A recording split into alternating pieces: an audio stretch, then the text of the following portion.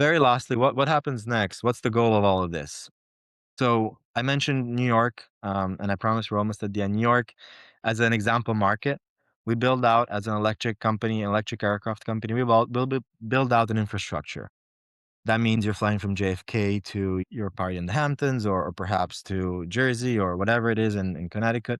And from there, you've built a network of various vertiports where Joby takes off and lands. Some are helipads, some are recharging stations, and you have the multimodal service working. Joby expands its service from New York and starts building other localized networks.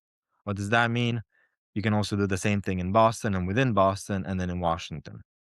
Now, where does hydrogen come in? You're at this point in time where Joby's already built a bunch of vertiports, a bunch of infrastructure, successful product on the electric. The Joby hydrogen system allows you to connect these. It aims to leverage as much as possible of the existing infrastructure. It aims to work in tandem with the electric, in tandem with commercial aircraft. But really, what we're talking about here is connecting all of the East Coast, and similarly connecting much larger areas, Paris to London and more, all of Southern England, most of California together. The range that hydrogen enables is is such that this is possible. This is a map that I pulled from various data.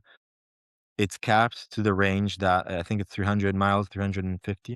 It's a huge amount of options. A lot of hub and spoke, a lot that are just corridors like the Northeast. The width of the band is the volume, and the color is the actual price. Not that that's relevant, but you'd think that, 300, 400 miles is not that far for commercial aviation.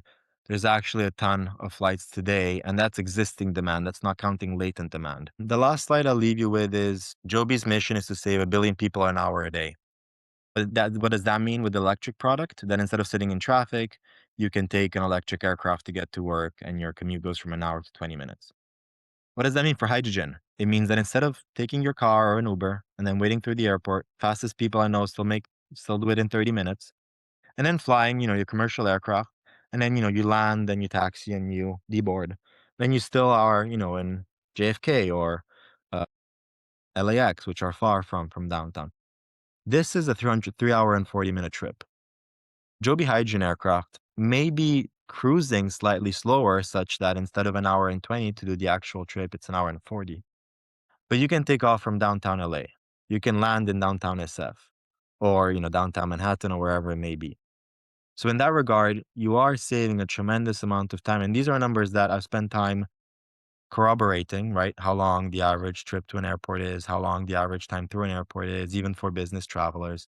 And then realistically on the other side, how much of a granular spread can we provide these heliports um, for an electric, for a hydrogen aircraft? And so this distance and difference in time on a trip like SFO to LAX, this is where the value is. This is where the customer can really benefit from this whole thing. This is why we're doing it. Thank you for listening through all of that.